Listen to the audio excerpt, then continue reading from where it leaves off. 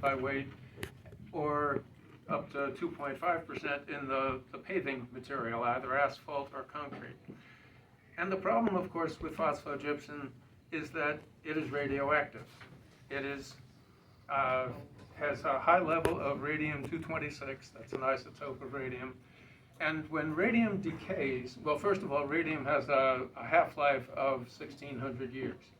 So to get radium's radioactivity all the way down to where it's not a problem takes 32,000 years. You go through the half-life 20 times, and it's reduced essentially 1/2 to the 19th. So that's how you get it down to a really negligible amount. So that's not practical. Well, what happens with radium? As it decays, it gives off an alpha particle, which is 2 protons and 2 neutrons, and it becomes radon, which everyone is familiar with because it's a problem particularly in homes. If it collects in the homes, people breathe it. When radon decays, it also gives off an alpha particle, which if you inhale is really problematic. And that becomes polonium. You've probably read about polonium if you're not familiar with it. It's one of the things that the KGB uses to kill their spies overseas when they've done something that irritates Vladimir Putin. So polonium is not a friend. And when polonium decays, it too gives off an alpha particle and becomes, believe it or not, radioactive lead.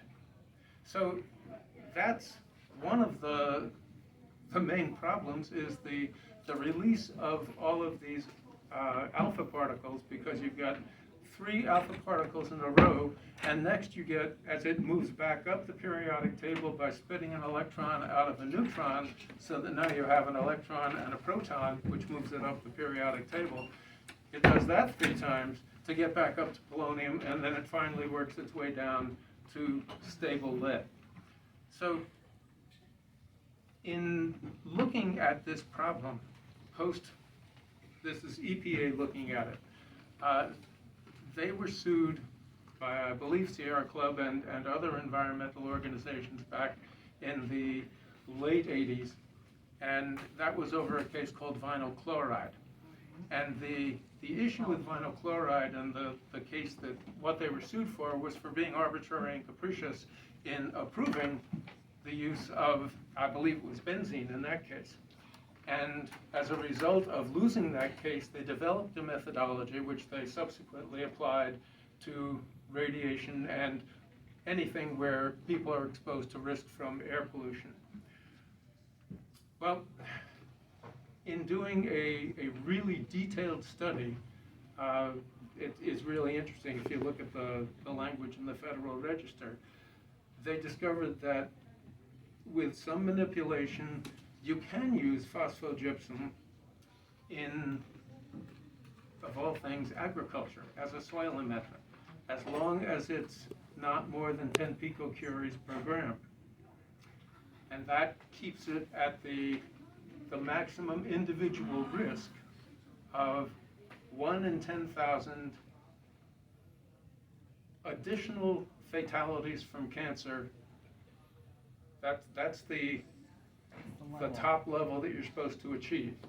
1 in 10,000, which doesn't sound like bad odds, unless you're the one that rolls snake eyes, or someone in your family. So that's one of the things that we're dealing with.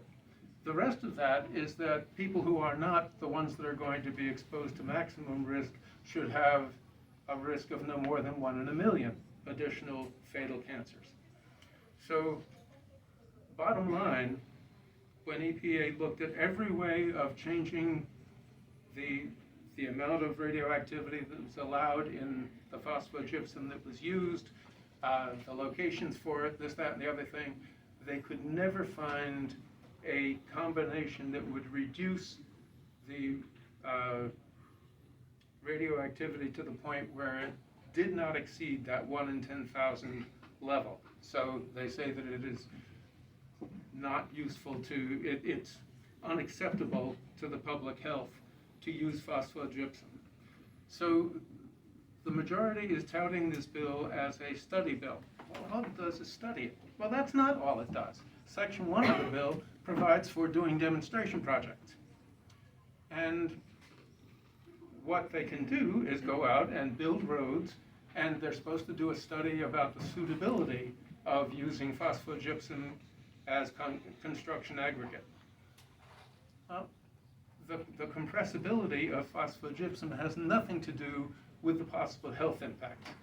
The Department of Transportation is not qualified to do studies of health impact from radioactivity. We know that radioactivity is toxic, that it leads to cancer, and that there's no way of doing phosphogypsum in roads that is not going to exceed what EPA defines as being safe. So they are setting that up presumably in hopes of a Republican administration at the national level. I should say that during the Trump administration, Secretary Wheeler approved the use of phosphogypsum for roads, and when the Biden administration came in, they rescinded that approval. So setting this up to go forward with it is setting up state-sanctioned exposure for a significant part of our population to more radiation.